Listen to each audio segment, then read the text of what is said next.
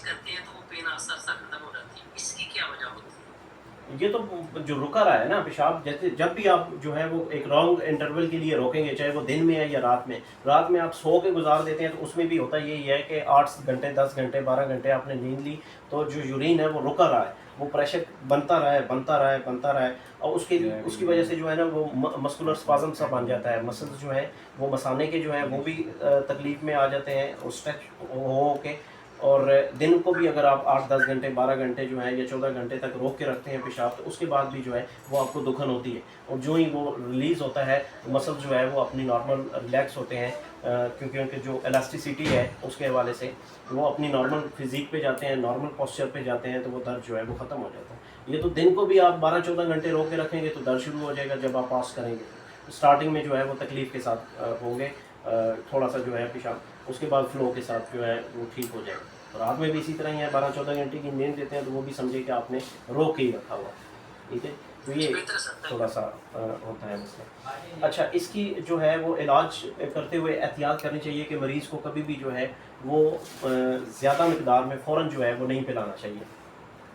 मतलब इकट्ठा ही 1 गिलास 2 गिलास पानी नहीं पिलाने चाहिए, बल्कि एक एक घूंट करके वक्फे के साथ जो है वो आपने पानी पिलाना है। ये एहतियात करनी है कि अगर ज़्यादा वो पिलाएंगे तो एकदम जो है एक तो मैदे में भी तकलीफ़ हो सकती है, आंतों में तकलीफ़ होगी, और गुर्दा जो है वो एकदम अगर इतने ड्राई हो चुका होता है तो इतने लॉन्ग इंटरवल के बाद एकदम अगर उस तक जो है वो ब्लड के थ्रू जो है वो वाटर वाल पहुँचता है, तो वो किडनी फेलियर की तरफ भी जा सकता है। इसलिए एक एक घूंट करके एहतियात के साथ जो है वो पानी पिलाना चाहिए। उल्टी दस्त है तो उल्टी दस्त के साथ जो है वो फिर फ़ौरन अपने उसका इलाज करना है, उसको रोकना है, ताकि उसकी जो आउटफ्लो है या फ्लूइड की जो जिस्म से अखराज हो रहा है उसको फिर फ़ौरन रोका जाए। दस्तों के लिए जो है वो होमियो वाले दोस्त जो हैं वो पोडोफाइलम मेडिसिन है वो यूज़ करवा सकते हैं। इसी तरह अगर हैज़ा है तो आर्सेनिक साथ यूज़ करवा सकते हैं, उल्टी है तो एपिकॉक्स यूज़ करवा सकते हैं, बहुत ज़्यादा कमज़ोरी हो गई है तो चाइना मेडिसिन होती है वो आप यूज़ करवा सकते हैं। और अपने जो हर्बल के हवाले से अगर दोस्त जो हैं इसका इलाज करना चाहें कानून मुफ़रद इज़ा के तहत, तो मुतबरी जो है मोशन के लिए रोकने के लिए एक कम्बिनेशन यूज़ किया जाता है, सफ़ेद ज़ीरा और धनिया खुश्क वाला, तो बहुत अच्छा कम्बिनेशन है, वो यूज़ करवा सकते हैं। उल्टी के लिए नींबू का रस जो है वो आप चूसने के लिए दे सकते हैं। इमली आलू बुखारे का शरबत थोड़ा थोड़ा पिला सकते हैं। इसी तरह ज्वार शिमली जो है ज्वार शिमली जो है वो बहुत अच्छी है उल्टी रोकने के लिए, वो आप यूज़ करवा सकते हैं। तो ये मेडिसिन चंद हैं जो आप इसको इब्तदाई तौर पे जो है वो स्टार्ट करवा के, तो इसके जो फ़्लो है जिस्म से जो अखराज हो रहा है उसको जो है वो फिलफोल रोक सकते हैं। बाकी जो पानी की कमी पूरी करनी है तो साथ साथ अगर न्यूट्रिशन भी देना चाहते हैं तो उसमें आप शरबत बजूरी दे सकते हैं, इमली का पानी दे सकते हैं, आलू बुखारे का पानी जो है वो बना के दे सकते हैं, अनार का पानी जो है, अनार शीरी मीठा अनार जो है वो दे सकते हैं। उससे भी जो है उसकी तो एनर्जी जो है वो लेवल जो है वो बेहतर होगा। दूसरा वाटर की जो डिहाइड्रेशन हो चुकी है, पानी की जो कमी हो चुकी है वो आहिस्ता आहिस्ता बेहतर हो जाएगी। अच्छा, ये दूसरी हमारा अक्यूट थी, अक्यूट किडनी डिजीज़ में। उसके बाद हम तीसरी डिजीज़ की तरफ बढ़ते हैं, तो वो है किसी भी जहरीली दवाई की वजह से, ठीक है जी, टॉक्सिक मेडिकेशन।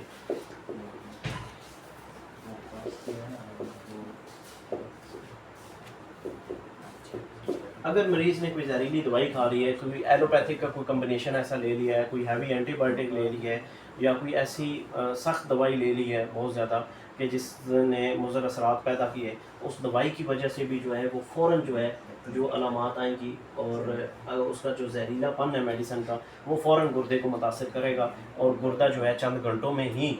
जो है वो अपनी अलामात जो है वो ज़ाहिर करना शुरू कर देगा, ठीक है जी। अक्सर एलो की मेडिसिन के इस्तेमाल से जो है इस तरह का आता है, होम्यो की मेडिसिन से अमूमन इस तरह का कोई मसला नहीं आता, और ना ही हर्बल की अद्वियात से जो हम कानूनी मुफ़रद ग़िज़ा के हवाले से देते हैं या तिब्बे यूनानी के हवाले से देते हैं, तो उसमें बहुत ज़्यादा इस तरह के मामला नहीं होती। हाँ, अब कुछ कम्बिनेशन ऐसे हैं जिसमें ज़हरों का इस्तेमाल होता है, जैसे जमाल गोटा वगैरह है या और सिमल्फार वगैरह है, तो अब इनके कम्बिनेशंस अगर एहतियात के साथ मेडिसिन तैयार ना की जाए یہ فارماکوپیا کا بھی ایک الگ سے علم ہے جس میں ادویہ سازی جو ہے وہ سکھائی جاتی ہے کہ آپ نے ادویات تیار کیسے کرنی ہے. تو اگر ادویہ سازی میں آپ کو مہارت نہیں ہے, آپ دوائی جو ہے وہ اصل طریقے سے نہیں بنا سکے, جو کہ پیرامیٹر جو ہیں وہ دیے گئے ہیں ان پیرامیٹر کے مطابق آپ نے وہ میڈیسن نہیں بنائی, تو ہو سکتا ہے کہ وہ میڈیسن جو ہے وہ نقصان کا باعث بنے. تو اس طرح کے جو معاملات ہوتے ہیں اس میں بھی جب ہم علامات کی طرف جاتے ہیں اس میں گردے کے مقام پہ جو ہے وہ بوجھ محسوس ہوتا ہے, بھاری پن سٹارٹ میں محسوس ہوگا کہ یہاں پہ بوجھل ہو گیا ہے, بوجھل کے ساتھ ساتھ جو ہے وہ آہستہ آہستہ پھر درد سٹارٹ ہوگا, اور درد کے بعد جو ہے پھر وہ الٹیاں شروع ہو جائیں گی, پھر پیشاب جو ہے اس اچھا زہروں کے جب یہ معاملات ہوں گے تو اس میں پیشاب کا جو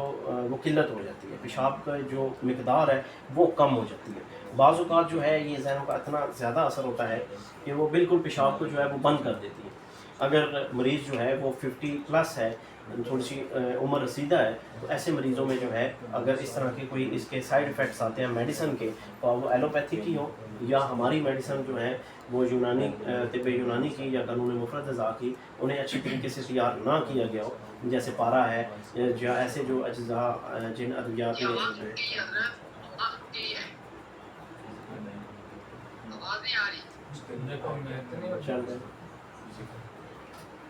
ہلو جی, باقی دوست بھی بتائیے. صحیح آواز آ رہی ہے. آپ کے فون میں کوئی مسئلہ ہوگا, چلیں دوبارہ ریکنیکٹ کر لیں, ذرا مائک چیک کر لیں. جی بہتر جناب, بہت شکریہ. اچھا یہ ہم یہاں پہ تھے کہ اس میں دوبارہ جوائن کریں, ان سے بولے لیو کر کے دوبارہ جوائن کر لیں, ٹھیک ہو جائے گی. میرے ساتھ ہوتا میں بھی ایسے کرتا ہوں. صحیح. اچھا رضا, یہ ہماری گوگل میٹ جو ہے وہ 15 منٹس میں وہ میسج دے رہا ہے کہ بند ہو گئی. اچھا 15 منٹ ہے ہمارے پاس, 15 منٹ میں یہ جو ہے ایک ہماری یہ جو میٹنگ ہے یہ ایک دفعہ ڈسکنیکٹ ہو جائے گی, تو دوبارہ ہم لنک سینڈ کریں گے, تو دوبارہ آپ دوستوں نے جو ہے پھر فوراً جو ہے وہ جوائن کر لینا ہے. اچھا گردوں کے یہ جو مقام ہے اس پہ بوجھ کے بعد درد, اور درد کے بعد جو ہے وہ الٹیاں شروع ہوں گی, الٹیوں کے بعد جو ہے وہ پیشاب جو ہے اس کی بندش ہوگی, پیشاب تم آئے گا, جل کے قطرہ قطرہ آئے گا, اور بعض سویئر حالتوں میں جو ہے پیشاب بالکل بند بھی ہو جاتا ہے. تو یہ جو ہے اس میں آپ نے ہسٹری جو ہے اس میں کلیئر کر رہے ہیں کہ تشخیص کے طور پہ اس میں آپ نے ایک تو یورین کا جو ہے وہ کلچر بھی کروا سکتے ہیں. یورین کلچر میں جو ہے وہ 6-7 دن لگ جاتے ہیں. یورین کلچر جو ٹیسٹ ہے وہ 5-6 دن کے بعد آتا ہے, اس میں کسی طرح کی وہ گروتھ ہوتی ہے یا سینسٹیویٹی کسی میڈیسن کی آتی ہے, تو پھر جو ہے وہ رپورٹ کی جاتی ہے. تو وہ اس کے آنے تک جو ہے مریض کے آپ نے علاج تو کرنا ہے, تو پھر آپ نے اس کی تشخیص جو ہے وہ علامات سے ہی کرنی ہے. ہسٹری لینی ہے کہ اس کو کس چیز سے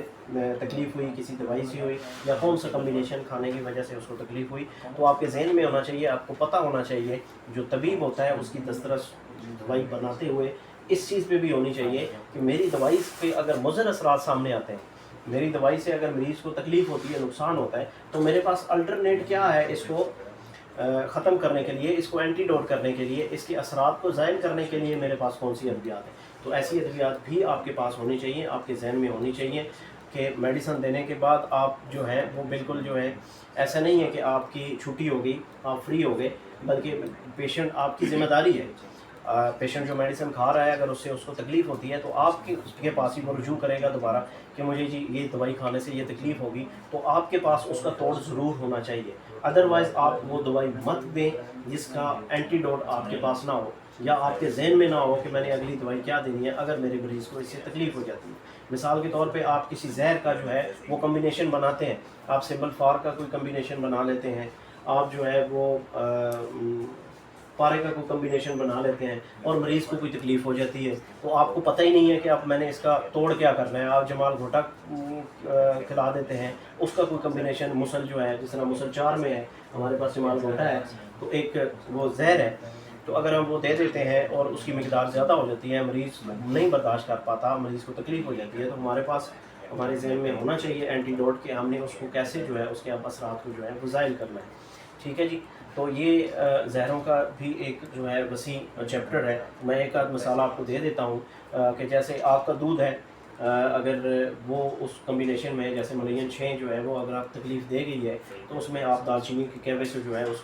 کا توڑ کر سکتے ہیں. جمال گھوٹا جو ہے اس کا تدارک جو ہے کیونکہ 4 نمبر میں تو 1 نمبر کی اس کا اینٹی ڈوٹ ہے. اس میں آپ چینی کا شربت جو ہے وہ بنا کے دے سکتے ہیں سمپل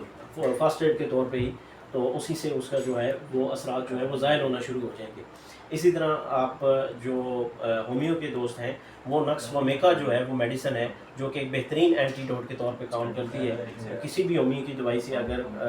اس کی سمٹمز میں اگریشن آ جاتی ہے, اس کی جو علامات ہوتی ہیں, جو تکلیف جو لے کے آیا تھا اس میں وہ تکلیفیں بڑھ جاتی ہیں, بہتر نہیں ہوتی, یا اس کو کوئی اور تکلیف اس سے ہو جاتی ہے, تو اس کی دوائی کا اثر ختم کرنے کے لیے ہومیو کی دوائیوں کے اینٹی ڈوٹ کے لیے نقص و میکا جو کہ ہمارے کچلے سے تیار ہوتی ہے, ازراق سے تیار ہوتی ہے, لیکن وہ اسے ظاہر ہے کہ وہ پیٹنٹائز کر کے تو بناتے ہیں الکوہول کی مدد سے, تو وہ نقص و میکا دوائی جو ہے وہ بہترین اینٹی ڈوٹ ہے ہومیو کی تمام دوائیوں کا اگر ان کے مضر اثرات سامنے آتے ہیں. تو اس طرح آپ کے ذہن میں ہونا چاہیے کہ جو میں دے رہا ہوں اس کی سائیڈ افیکٹ کا میرے پاس توڑ کیا ہے. اس کے بعد جو ہے وہ آپ نے پریکٹس کرنی ہے اور مریض کو جو ہے وہ دوائی دینی ہے. ویسے ہی دوائی دے کے فی سبیل اللہ آپ فارغ نہیں ہیں, آپ ذمہ دار ہیں اور آپ کو جو ہے اس ذمہ داری کے ساتھ جو ہے وہ مریض کو لینا ہے. ادروائز جو ہے وہ آپ نہ لیں مریض, تو وہ زیادہ بہتر ہے کیونکہ انسانی جان جو ہے وہ بہت قیمتی ہے اور اس کا ہر حال میں جو ہے ہمیں خیال رکھنا چاہیے. اچھا, یہ اکیوٹ کا ہمارا جو ہے وہ ٹاپک جو ہے یہاں تک کلیئر ہو گیا. اب ہم آتے ہیں کرونک کڈنی ڈیزیزز کی طرف. جی جی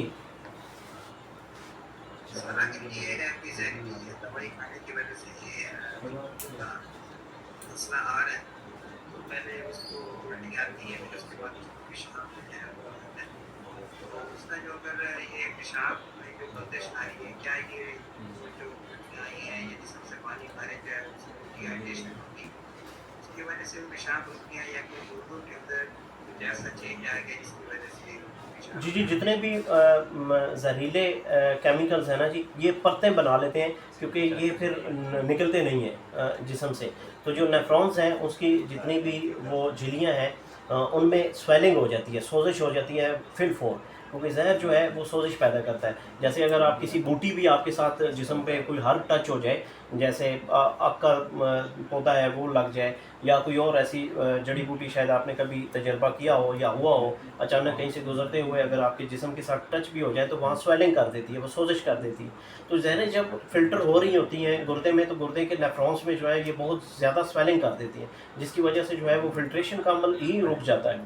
ٹھیک ہے, یہ بھی فیکٹر ہوتا ہے. اور دوسرا یہ کہ وہ ظاہر ہے کہ ڈی ہائیڈریشن والا معاملہ بھی آ جاتا ہے, انٹیک پانی کی رک جاتی ہے اور الٹیوں کے ذریعے جو ہے وہ نکل بھی رہا ہوتا ہے. تو اس کی وجہ سے دونوں فیکٹر ہیں, وہ بھی ہے اور یہ سوزش والا بھی ہے, انفلیمیشن ہو جاتی ہے بہت زیادہ گردے میں. سر اگر یہ دوائی کھانے سے سویلنگ ہو تو پھر وہ اس کی جو پیشاب کی نالی ہے وہ اس کا جو ڈائمیٹر ہے وہ کم ہو جائے گا, اس وجہ سے ہوگی, یا اگر وہ شریک ہو جاتی ہے یا سکڑ جاتا ہے اس وجہ سے بھی پیشاب کی سوزش ہو سکتی ہے. ہو سکتی ہے, دونوں کنڈیشنز میں ہو سکتی ہے. یہ تو ڈیپینڈ کرتا ہے کہ آپ نے جو لیا ہے, جو زہر لیا ہے وہ کیسے اثر کر رہا ہے, وہ اس کے کیا اثرات ہیں. ٹھیک ہے, تو وہ اگر آپ کے پاس ٹائم ہو تو جب آپ نے ڈائگنوسس کی طرف جانا ہے تو وہ پھر الٹرا ساؤنڈ میں آپ کو کلیئر ہو جائے گا کہ کہیں بلاکیج تو نہیں آ گئی اس کی وجہ سے. جی اچھا, اب ہم آتے ہیں جی کرونک کڈنی ڈیزیز کی طرف. کرونک کڈنی ڈیزیز سے مراد یہ ہے کہ یہ آہستہ آہستہ جو ہے وہ جس گردے کے افعال کو متاثر کرتی ہیں, اور یہ اس میں کافی ٹائم لگ جاتا ہے. یعنی گردہ جو ہے اچانک جو ہے ان بیماریوں میں مبتلا نہیں ہوتا, بلکہ آہستہ آہستہ اس اسٹیج تک پہنچتا ہے. تو جو تھوڑی تھوڑی علامات جو ہے وہ آ رہی ہوتی ہیں, لیکن ہمیں جو ہے وہ غفلت کرتا ہے مریض, لاپرواہی کرتا ہے یا پراپر ٹریٹمنٹ نہیں لیتا, تو وہ پھر اس اسٹیج تک آ جاتا ہے کہ جہاں وہ کرونک ڈیزیز جو ہے وہ اپنے تمام سائن سمٹمز کے ساتھ سامنے آ جاتی ہے اور گردے کے افعال کو جو ہے وہ متاثر کرتی ہے. اچھا, اس میں جو سب سے پہلے جو آتا ہے جو میجر ڈیزیز ہے وہ گردے کا درد ہے. یعنی پیشنٹ جو ہے سب سے زیادہ کڈنی کولے کے ساتھ رپورٹ ہوتا ہے, گردے کے درد کے ساتھ, کڈنی پین کے ساتھ جو ہے وہ مریض آتا ہے. سب سے پہلے گردے کا درد ہی ہوگا تو مریض جو ہے وہ معالج کے پاس آئے گا. اب اگلے معاملات پھر بعد میں ہے کہ وہ درد جو ہے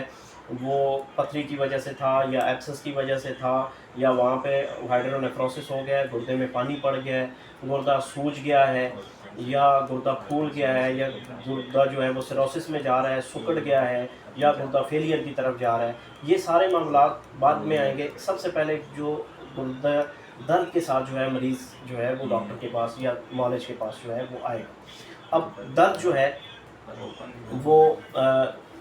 اس کی ڈائگنوز بعد میں ہوگی۔ اب درد جو ہے وہ گردے کے مقام پہ ہوگا،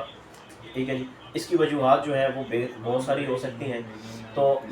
ہم اس درد کو جو ہے نا وہ تھوڑا سا کیٹیگرائز کرتے ہیں اپنے طب والے دوستوں کے لیے۔ باقی دوست جو ہیں وہ بھی کوشش کریں سمجھنے کی، ایک اچھی چیز ہے، پک کر لیں گے جلدی تو یہ آپ کے لیے آپ کی پریکٹس میں جو ہے یہ بہت زیادہ معاون ثابت ہوگی، ٹھیک ہے جی۔ تو ہم درد کو سمجھتے ہیں کہ درد کس قسم کا ہے، اور اس کا علاج کرتے ہوئے جب ہمیں سمجھ ہوگی تو ہم اس کو ڈفرینشیٹ بھی کر لیں گے اور درد کو جو ہے وہ بہت آسان طریقے سے جو ہے وہ ٹریٹ کر سکیں گے۔ جیسے ہم نے کل بھی نبضوں کے حوالے سے بات کی، دوستوں کے سامنے یہ چیزیں رکھی کہ بنیادی طور پہ جو ہے وہ 3 مزاج جو ہیں انسان میں پائے جاتے ہیں، سردی کا، خشکی کا اور گرمی کا۔ ان کو مزید صابر صاحب نے 2 حصوں میں آپس میں جوائنٹ کر کے تو 3 اور مزاج جو ہے بنائے، اور ٹوٹل جو ہے وہ 6 مزاج جو ہیں وہ ہمیں دیے، جن کے ذریعے ہم جو ہے وہ تشخیص کرتے ہیں امراض کی۔ تو بنیادی طور پہ جو ہے وہ 3 جو ہے اعصابی، عضلاتی اور غدی،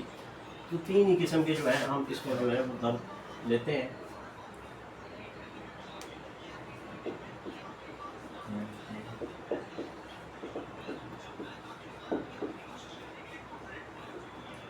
سردی، خشکی